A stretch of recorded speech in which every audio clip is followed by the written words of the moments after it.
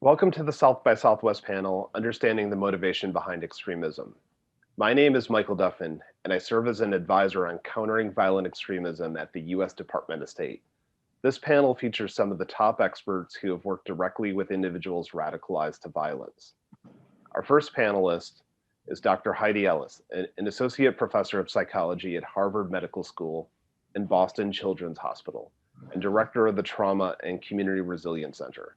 Dr. Ellis studies refugee youth mental health with a particular focus on understanding trauma exposure, violence, and how social context impacts development.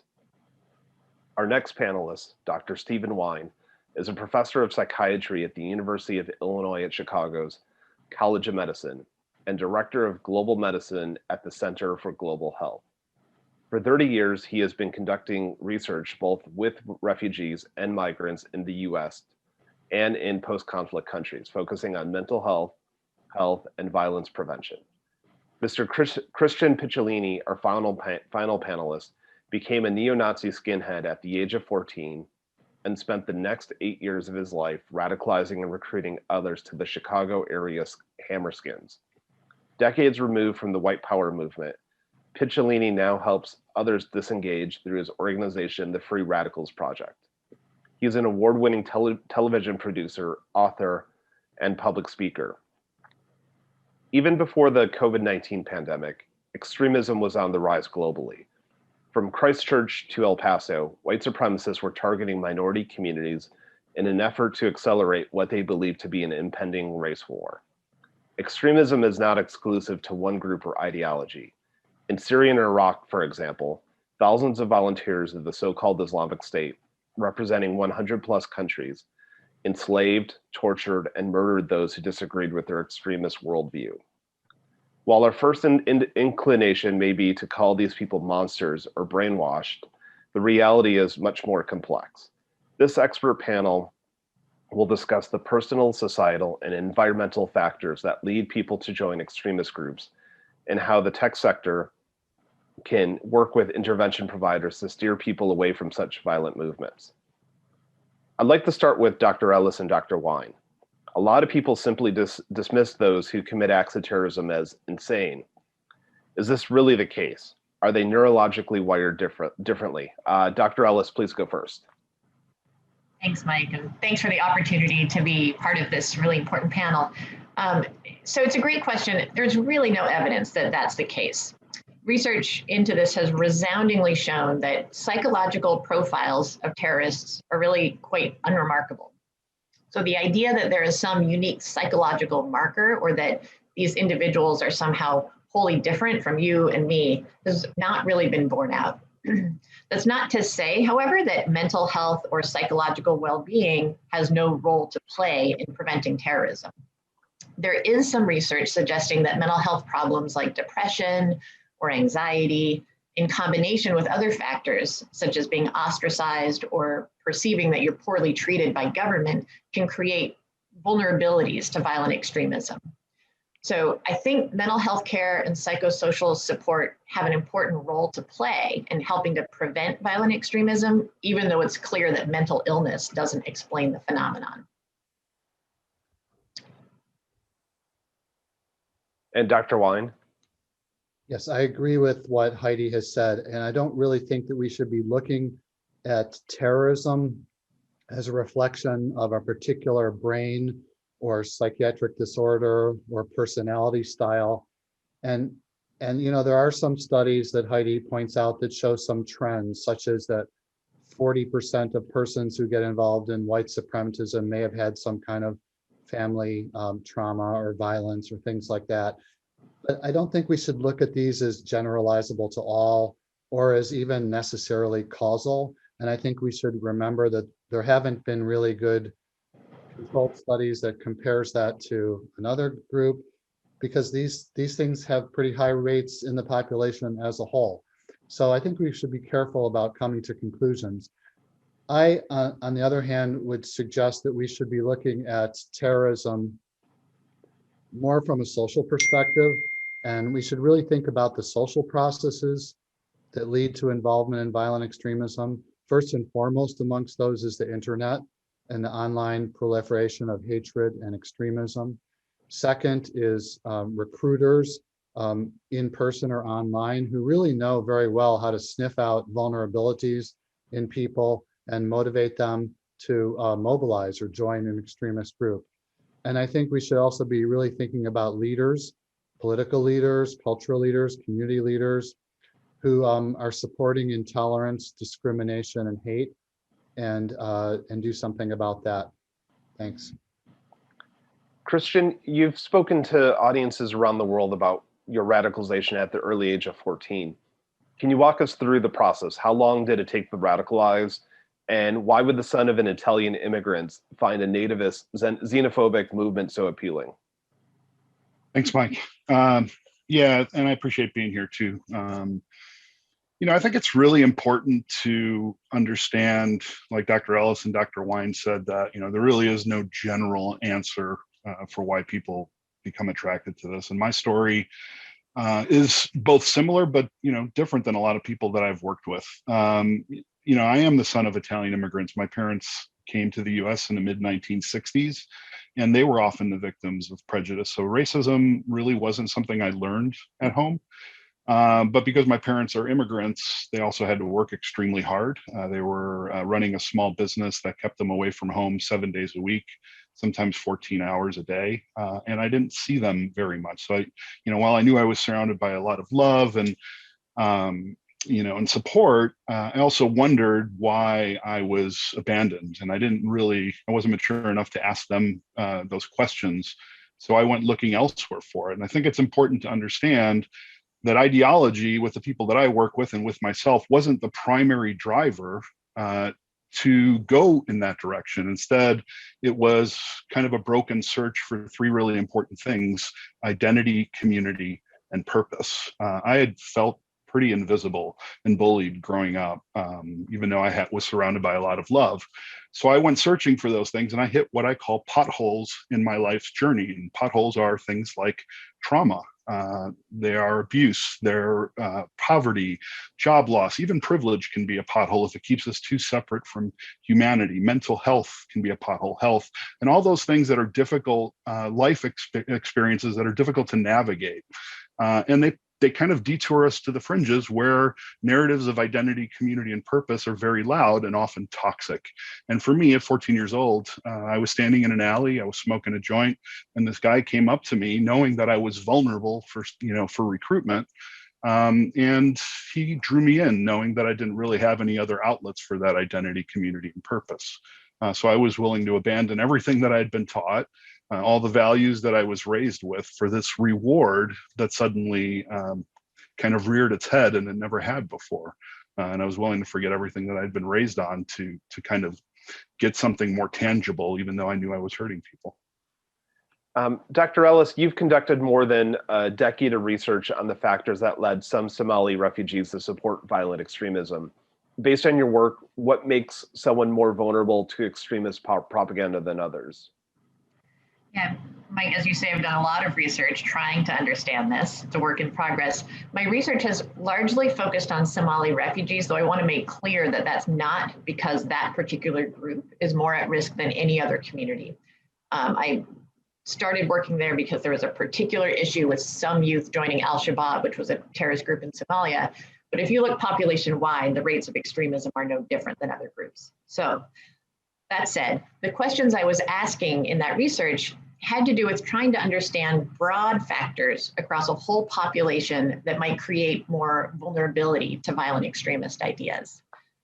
We collected data with more than 450 young adult Somalis living in the US and Canada, and we followed them over a period of 6 years, trying to understand not just attitudes towards violent extremism, but also more positive factors like civic engagement. What we wanted to understand was, what were the factors here in resettlement in the US and Canada that might nudge someone towards more or less constructive developmental pathways? And we looked at our data in every way imaginable. And I have to say, the story that kept coming up was a really simple one. It's all about social belonging. Within this group of refugees, those who felt welcome here, like they belonged in our country, like our government was looking out for them, they were the least likely to be open to the idea of illegal or violent activism. But those who experienced high levels of stigma and discrimination, especially when they were struggling with psychological challenge, such as trauma or mental health problems, those individuals appeared to be more vulnerable to violent extremist ideas. And I actually take this as really good news, because creating welcoming communities or working towards fair treatment by government or treating past trauma, these are what we call modifiable factors or dynamic factors, things we can change. So this helps, I think, shift our thinking from, oh, terrorists are born that way, to instead more constructive questions like, what we do in our communities shapes how safe we are. How do we make this a safer place for everybody? Dr. Wine, you've met dozens of men, women, and children who went to Syria and Iraq. What inspired some of these people to leave their friends and family to live in a war zone? Well, ISIS was really very effective in motivating young adult men and women from many different countries to come to Syria and Iraq, and even to bring their children or to start new families. And many of these people were raised Sunni Muslim in their countries. They really bought into the ISIS ideology of rebuilding the caliphate and defending the Syrian people. I think most came to that ideology either online or through some kind of associate that they got to know, in their country, who had already embraced the ideology. I think along the lines of what Heidi's saying, many such people, either were underemployed or unemployed or somewhat felt marginalized in their situation. And some of them were very willing combatants who wanted to fight and become martyrs. Others were really more motivated by humanitarian goals and building a state. I think there's one thing that I get from talking to these people is the sense of empowerment that they felt about all of a sudden being part of a movement that was very important. And also a sense of being very concerned about persecution of Muslims and wanting to defend Muslims through their actions. Of course, when they got there, they often found that the situation didn't live up to the ideas or the ideals that they had thought.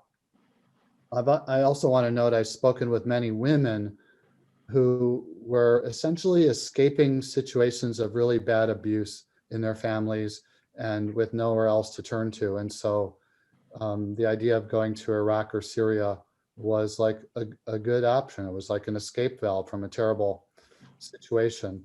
So, but I want to emphasize that an event like foreign fighters going to Iraq and Syria is a big tent event. And so many different kinds of people end up there, and we should be careful about making a generalization to all of them. Similarly, with like the US Capitol attack, also a big tent event. So for example, some people or recent studies have shown that maybe a third of them were affiliated with militias, but 2/3 of them were not at all affiliated with militias, were employed, were well off. And so I think that just reminds me we should be careful before making generalizations to the whole group. And that leads into the question I have for Christian. As the former leader of the largest neo-Nazi skinhead group in the country, you use the protocols of the Elders of Zion and other anti-Semitic conspiracy theories to radicalize people. Why are conspiracy theories important to the radicalization process? Well, I think that's a really good question. And I think it's important. Conspiracy theories are important because they help spread fear and uncertainty.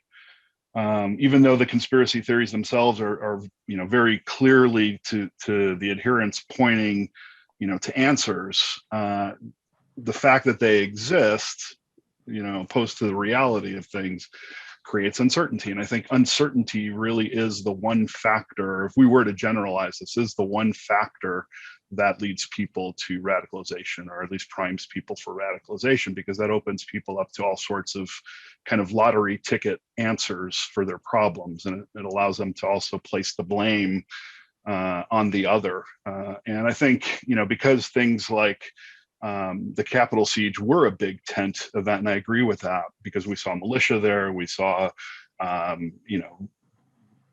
kind of just regular conservatives there who were caught up in that propaganda. You saw white nationalists, you saw Proud Boys, you saw all sorts of people. And all of those movements are driven by the same type of fear rhetoric, the same type of conspiracy theories that paint the other as the problem. So they were unified by that.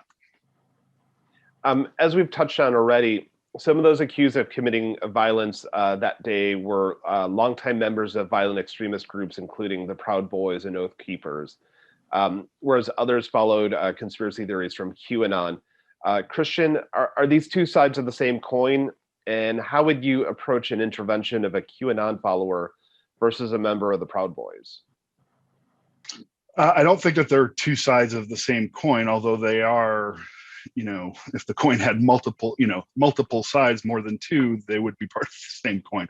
They're all part of the same ecosystem driven by that propaganda. They're adjacent to each other, though, a QAnon person, could potentially not be a white nationalist, could potentially not be an oath keeper, and all those things. But again, they're driven by that. And what I would say to the second part of your question is, and I have had people reach out, family members of people reach out for help with their loved ones who are QAnon members. And my process is really the same. It is trying to identify by listening, not to the ideology, but filtering that out, but listening for those potholes that I mentioned earlier. And what I've found is that, it's not just young people who are driven and detoured by those potholes to toxic identity, communities, and purpose. There's also another really important vulnerable group, and that is retired people who are, older in age, because they have gone through a lot of adverse experiences in their lives, potholes, trauma, a whole lifetime of them, from job loss to divorce, grief, loss, all those things, and are also now searching for, in many cases, a new sense of identity, community, and purpose. They've even maybe moved to a new state after they've retired. They're developing everything all over again, and they spend so much time living on social media, places like Facebook, where that type of false propaganda is penetrating them. But what I would do is I would fix those potholes and then replace, very simply put, but easier said than done, replace the identity, community, and purpose that they've found there with something more positive. But it's never about debate. It's never, being aggressive towards them. It's really about understanding the motivators of what led them there, and then helping repair, the difficult to navigate points along the way that they hit that detoured them. Dr. Wine, what do you think will happen to QAnon followers, since many, if not all, of the predictions never materialized? Will they return to their pre-QAnon lives? Will they continue following QAnon, or will they find a different rabbit hole to go down? Good questions, Mike. QAnon is a destructive cult, and like other cults, it has a real strong hold on its people. And all those outcomes that you mentioned are possible. But to me, it seems more likely that they will stick with QAnon and double down on their belief system than they would simply give up on that. They also could be ripe for re-engagement into a different form of extremism. So other recruiters may try to pick them off. If in some there is disillusionment or disappointment, then I think that they would really need support to make a change. I don't think they're just going to flip into something on their own necessarily. So I think the challenge is, how can the rest of us, best help people to walk away from that kind of movement. So echoing kind of what Christian said, if this at an individual level, if this is your friend or family member or associate, I think it begins with listening. It begins with showing respect. It begins with providing them with new information that may challenge their belief system. It begins with introducing them to new people who don't share those beliefs. At a social level, I think we need community leaders to speak out openly against these conspiracy theories and denounce them. I think part of the responsibility of leaders, and again, leaders in law enforcement, in the military, in government, in religion, in education, the responsibility of leaders is to reinforce the truth, to encourage trust in institutions, to challenge disinformation, lies, and conspiracies. And then I'd also want to say that I think the families have a special responsibility and leverage here. There was a story of a young man, Jackson Reffitt, an 18-year-old guy whose father said he was going to do something really big a couple of weeks prior to the Capitol attack, and this son called the FBI and told them about his father, and they called him back on January 6th. This boy was very brave. Many other family members are not so brave. I think we need to do more to support family members who are aware that something is taken hold in their loved one and it could be dangerous. We need to support them to be able to reach out for help. We need to give them resources and communities so they can call and get help. Maybe they don't need to call the FBI. Maybe they just need to call someone like Christian who could help talk them down from some dangerous ideas. Dr. Ellis, as Dr. Wine mentioned, interviews with family members of several of those who were arrested for their role in the violence that day revealed that they were estranged from their loved ones because of their extreme views. How can family members repair this relationship despite opposing viewpoints? Yeah, that's a great question, Mike. And it must be incredibly painful to watch a loved one head down a path that you fundamentally reject. And the desire to talk someone out of that is likely really strong. But I think, and this maybe reiterates something that both Christian and Steve were saying, trying to convince someone that they're wrong is not always the best way to go. It can have the adverse effect of driving them deeper into a viewpoint and rejecting whatever tenuous ties outside that view that they may have. So I think what's going to work better for families is to not take on the ideological disagreement, but instead to focus on the points of connection. So find the parts of the relationship that are holding up and work to strengthen those. So maybe it's a shared love of music, or you both care about a grandmother in the family or something. Focus on what's working and what you agree on and try to keep those ties and build them stronger. And while you're doing that, you have the opportunity, like Steve was saying, to make sure there are other ideas or people or activities or ways to feel, that sense of belonging and connection and meaning and purpose that we've all been talking about. And those initial ties that may be unrelated to the ideology, they can become the bridge out of something unhealthy and back into connection with family and society.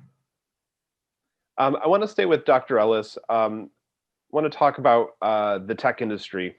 There's been a lot of discussion about the terms of service for social media companies such as Facebook and Twitter.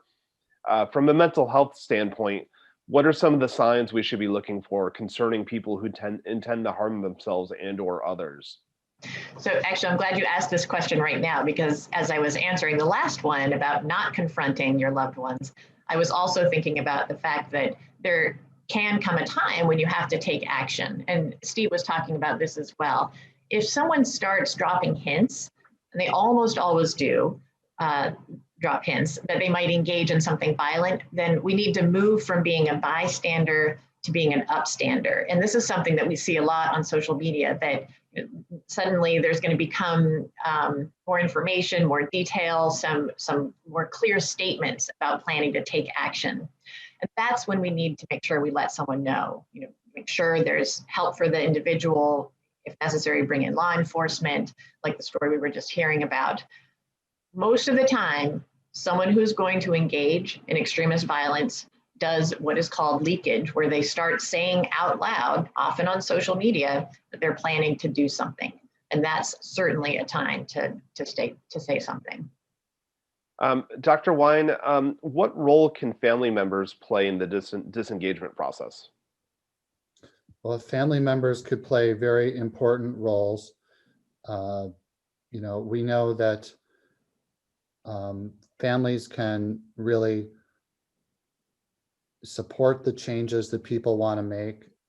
And so we need to understand the family situation and assess how to intervene. We know from working with people who in criminal gangs and cults that having a positive emotional tie with your family And a desire for a normal family life can really be a motivator.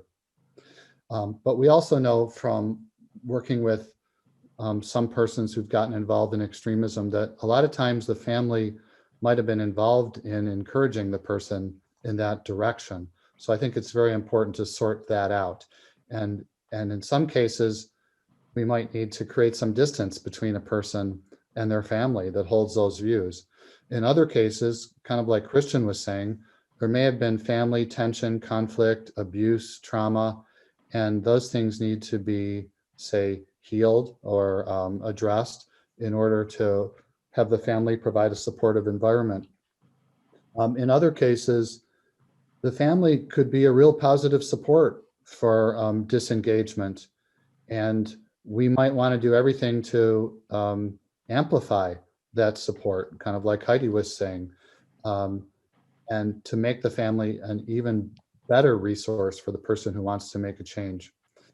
And then I think let's also remember what we just said a few minutes ago, that even before the person has declared that they want to disengage, we need to really think about family members who are aware that something is going on with a loved one, but don't know where to turn. I think that our communities, our mental health system, our law enforcement system offers far too few resources to help to guide and support those family members who want to do the right thing by their loved one and by public safety.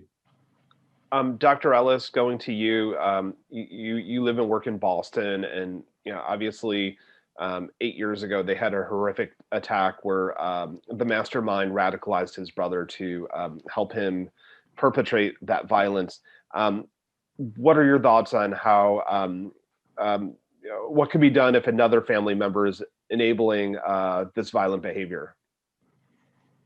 Yeah, I mean, social belonging is an incredibly powerful need for people, and families can be the center of this. I mean, I think we heard that from Christian. So the need to belong to your people, your closest group, can be a very powerful motivator. Earlier, when I was talking about my research, I talked about how a sense of belonging can be protective, but what we're talking about here is really the flip side of that, how social networks can also operate in the inverse, and they can be reasons people join violent extremist groups. What you're going to do about that is going to depend a lot, of course, on the age of the individual and the dynamics of the particular family situation. But in broad-based terms, what I would say is this: we need to make sure we are helping to foster opportunities for positive social belonging. So we need to create alternatives for someone. Trying to convince someone that their family member is wrong may just lead to that defensiveness and digging in that we talked about before. On the other hand, creating alternative ways to find belonging and alternative social networks can create a bridge out of violent extremism. And I would also reference here what Christian is calling potholes. I think that's a great term, because sometimes those opportunities may exist in a community, but someone's not joining the after-school club or engaging in those groups because there's some pothole that prevents them. Maybe it's depression, maybe it's anxiety, maybe there's something else, a pothole in their life that makes it harder for them to engage in those positive opportunities that are out there and that would allow them to increase that sense of social belonging. So it's really a both and. Let's think about how we can make sure we're taking care of those potholes and also make sure that there are opportunities around someone, so that if the family itself is what's pulling someone towards violent extremism, an individual isn't dependent on just their own family for that. And I think what we saw in Boston was, a very intense relationship between two brothers. And I think, Dzhokhar was really pulled between very positive school experiences at the Cambridge Public School that he went to. And a lot of kids talked about him as a really important part of some social groups there. But on balance, he was pulled towards his brother in that sense of allegiance and connection. So how can we just make sure we're really strengthening those positive opportunities and helping to take down any barriers that might be there that interfere with engaging in those? Christian, in your book, in your memoir, White American Youth, you candidly describe how you lost your family because of your hateful ideology. Does someone need to hit rock bottom before seeking help? And were there any off ramps in your personal life that might have helped you leave the white power movement sooner? Big question. So I think there were some opportunities in that 8 years that were potential off ramps for me, and some which I, kind of grabbed a hold of, and some which kind of slipped my grasp. One, the important ones along the way for me were at 19 years old, while I was still in the movement, finding someone. I fell in love with a girl. We got married. We had 2 children, and that challenged that whole sense of identity, community, and purpose that I'd found in the movement, because suddenly, I had this new sense of identity, community, and purpose that was challenging it. And to answer the other part of your question, I don't think someone has to hit rock bottom to be offered an off ramp to it. I think, in fact, we shouldn't wait until somebody hits rock bottom to offer an off ramp, because what I do with helping people disengage is really kind of clean up after the fact. I hate to call myself a garbage man, and certain the people I work with are not garbage, but we are cleaning up after the damage has been done. What we need to do, I think, and Steve said this earlier, is we have in our society terrible access, and certainly terrible equitable access to services that we need to find our way. Right? We all hit potholes, every single one of us. Some of us have the resources to navigate them properly. We have support to navigate them. We're all searching for identity, community, and purpose. What we need to kind of defeat extremism in the long run in a preventative way is we need to provide access to healthcare, access to mental health care, early adolescent mental health care in many cases.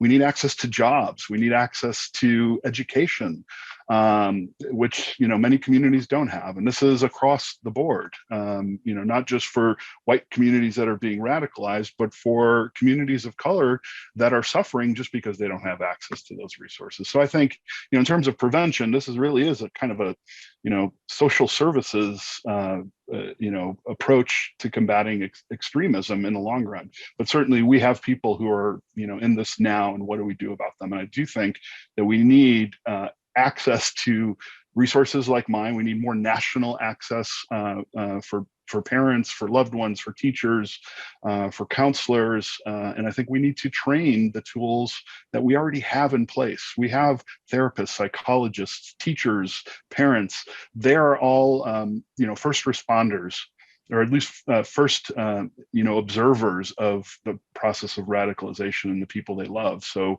if we can give them the education that they need to know that they are the tools for this, I think that will go a long way. I want to stick with Christian. We've been on lockdown, or however you want to describe the pandemic of the last 10, 11 months. Many of us are spending a lot more time online. Christian, can you talk about how vulnerable individuals fall down the digital rabbit holes of conspiracy theories and radicalization, because all of us, our internet usage is going way up, and many people are clicking into these algorithms that are leading them, or Facebook groups that are leading them into these conspiracy theories that ultimately radicalize them. Yeah, I mean, I think you kind of answered it there partly. If you think back of how I was radicalized, I was, this was pre-consumer internet. I was, 14 years old in 1987, and somebody physically came up to me with those ideas, had to hand me a pamphlet, invite me to a meeting. Fast forward 30 years, and here we are in the age of the internet, when there's not just, one vulnerable kind of marginalized feeling kid in an alley. There are millions of people who are feeling isolated, who are looking for connection and looking for answers to a lot of, questions to a lot of the issues that are happening right now: pandemic, job loss, all these things. And, you don't have to be in a dark alley anymore to find that information. The internet has become kind of that all you can eat 24-hour hate buffet if you want it. And it doesn't take much to go down that rabbit hole. The algorithms, like you had mentioned, although I think that they're trying to start to understand how that may have served up and curated more radicalizing content for people. If they clicked on a link about something, the internet would offer up more suggestions for you to go further down that rabbit hole. So it wasn't hard to follow that trail. And I think the pandemic with people being online has forced us to, more so than we had in the past, go online for our information. And it's really easy to fall into a bubble of information and to feel rewarded by that bubble, so that, kind of ingesting that information becomes easier.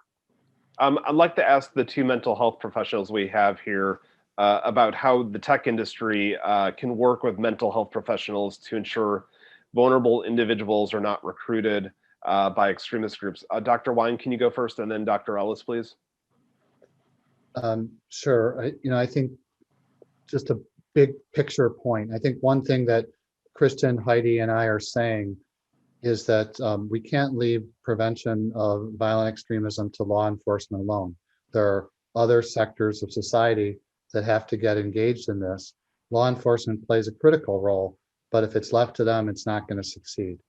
And so that definitely includes mental health professionals, and it definitely includes the tech industry.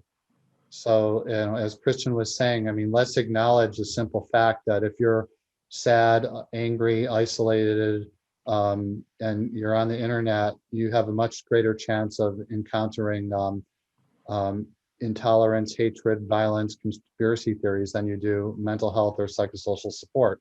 We need to change that. We have a vast and frightening online hate ecosystem. We've stood by and let it grow. Most people don't even know it's there. Most parents don't even know that their kids can get involved with that. Tech platforms need to be more aware of this, and they need to do things to get people off their platforms. Government needs to give industry better tools to manage the public discourse, while protecting constitutional rights.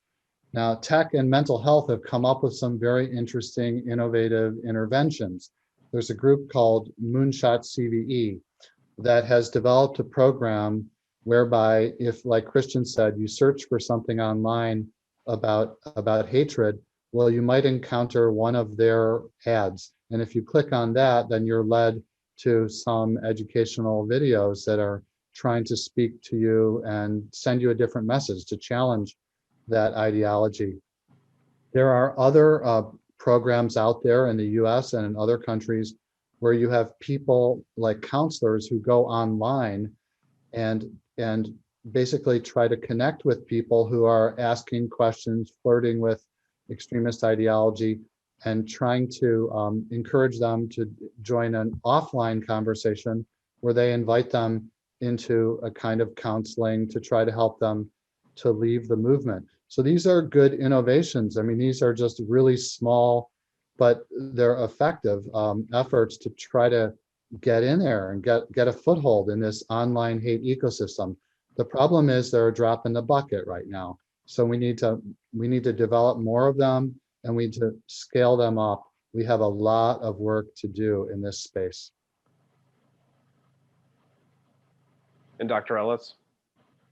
Yeah, I would echo everything Steve said. We really need to be taking a whole of society approach. That means, yes, tech company needs to be involved. I think those are some great examples of some innovative interventions that can take place online, but it can't just happen there. Even if the problem is primarily happening online, the solution doesn't necessarily, we can't limit ourselves to that as a solution. We need that in addition to just good old mental health services and psychosocial support structures and after school groups or whatever it may be. We need to make sure that, and now more than ever with COVID-19 going on, kids are turning to their phones and the worlds that exist in there to find all sorts of connection and meaning. And we can't kind of be complacent about that. We need to make sure that we're building the societal structures we need so that it can be a whole of society response, and that there's ways for kids to engage, belong, and be part of communities, and also combat some of that recruitment and hate that's online in that space. Christian, I want to return to you. The tech industry has taken a couple different approaches regarding extremism. Tens of thousands of accounts that promoted QAnon conspiracy theories were temporarily or permanently suspended from Facebook and Twitter. Some companies have even tried redirecting people as Dr. Wine had mentioned towards alternative content or connecting them directly with intervention providers. What do you think is the most effective approach in your opinion? I don't think that there's one blanket approach that's going to work, because I think you're dealing with different levels of people. And I do agree that the deplatforming of the influencers is the appropriate thing to do. I look at these tech companies and these social media platforms a lot like, property managers of a massive apartment building with hundreds of units. If there's a tenant who is constantly every night going around and setting fires in the hallways and kicking in doors and urinating in the elevator, it's that responsibility of that property manager to keep the other tenants safe. However, if that, person starts going down the hallways and people are opening their doors and letting them in, those people shouldn't be deplatformed. Those people need an off-ramp, right? And oftentimes by deplatforming the average person who is following these groups, you're sending them further into it, because you're cutting off their options, for that community and for that camaraderie and purpose. So, I think it has to be a multi-pronged approach, and, maybe metaphorically cutting the head off the snake, where you have the influencers, the ones who are the recruiters, the ones who are propagandizing. There really shouldn't be a place for them, in the town square. But however, the people who are maybe affected by that stuff, we need to have programs. We need to have access to off-ramps for those people, especially as they're falling off of these groups, because I guarantee you, if we're not helping them off-ramp, they're being on-ramped somewhere else. And it isn't always, a good option. Before we wrap up, I'd like to ask each of you to comment on how you think the pandemic has impacted support of extremist groups. Are we going to see an uptick in attacks because of social distancing and quarantines? Will the current threat landscape morph into something else? Let's start with Dr. Ellis, and then go to Dr. Wine, and then close out with Christian. Thanks, Mike. And I'll make this brief, because I think what we've already been talking about has laid it out. So social belonging is protective. There's some other factors like trust in your government, that's protective. What we've seen during this pandemic has been really deeply concerning to me, because both the challenges of social distancing and quarantines, as well as the frustration with government response, has likely undercut those really essential protective factors. We've also seen a big uptick in mental health problems. And I think this pandemic has the potential to create a perfect storm. But I'm a bit of an optimist, and I also like to think that by knowing these things, we can try to get out ahead of it. So we have an opportunity here to creatively work to promote a sense of cohesion as we come through this together, to prioritize efforts like opening schools, shoring up our mental health services, making sure they're available to everybody, course correcting government response so that vaccine distribution is equitable and fair. And I think if we really focus our attention on building those robust protective factors during this time, we can try to cut off some of those potential negative effects. And Dr. Wine. Well, I think the pandemic has certainly added to our challenges. Extremist organizations have been exploiting the pandemic to spread their conspiracy theories and disinformation, and to undermine the public's trust in governments and law enforcement. And in the US, we're also seeing just a rise in crime and violent crime in general. I think that, as I said before, we should recognize that first, that law enforcement alone cannot prevent and stop extremism. We need all of these other civil society players to be engaged: mental health professionals, social service providers, educators, family and community members, faith leaders. I think what we really need to recognize is that, honestly, the US's preventive capacities in this area are abysmally low. If you compare what we do in our country with what happens in other Western countries, for example, in Europe or Australia, they have much, much more developed preventive capacities. I think it's no accident that we also have an abysmal situation with the pandemic. That also reflects very bad, neglected public health capacities in our country. So I think those things are related. Let this moment be a wake-up call that we need to strengthen prevention regarding public health, regarding public safety, and regarding mental health in order to prevent even worse situations from developing. And Christian, we've known each other for 5 years now, and even in 2016, you predicted, you talked about things that were going to happen before they were in the media. You have your finger on the pulse of these movements. What do you think is going to happen over the next couple months, couple years? Thanks, Mike. Yeah, I mean, I don't want to paint like this really, dismal picture of what's to come, but I do think it is going to get worse before it gets better. I also want people to not make the mistake of thinking that the only problem is what they saw on January 6th in terms of the number of people or the types of people that are involved in this. I really do think we're facing a really big problem of the number of people who are now gravitating not to just the right, but to extreme positions that, see the same things that I thought, when I was a neo-Nazi as the outcome, and they share that vision. And that to me is really, really troubling. I do think that we need to, to kind of tail on the last question you asked them. I think we can defeat this kind of the same way we can defeat the pandemic, right? We have to quote unquote treat the sick, which is what I do in terms of, helping people disengage, but we also have to inoculate the population from getting sick, and that will prevent future generations from going down that path. And I think the really complicated answer for that, but I think that there's a lot we can do in terms of access to the things that both Dr. Ellis and Dr. Wine mentioned. Except it makes it extremely difficult during a pandemic to help because how I help people is kind of, I have to buck the, what I'm being told for. I want to be close to people. I need to see them. they need to have access to their families. They need to have access to the support systems, which during a pandemic are sometimes really, really hard to get access to. But I have hope we're going to get, through this and we are going to get to a place where it's not just normal, but it is the start of hopefully a new normal going forward, where we understand that we need access to each other, we need access to services, we need, more positive versions of identity and community and purpose that we can share together. And I think we'll get through it. But like Steve said, it's not a law enforcement answer. I think it's an all-encompassing kind of whole of society answer, like Dr. Ellis said as well. I want to thank each of you. I've worked with all of you, each of you for many years, but I feel like I've learned a lot of new things today.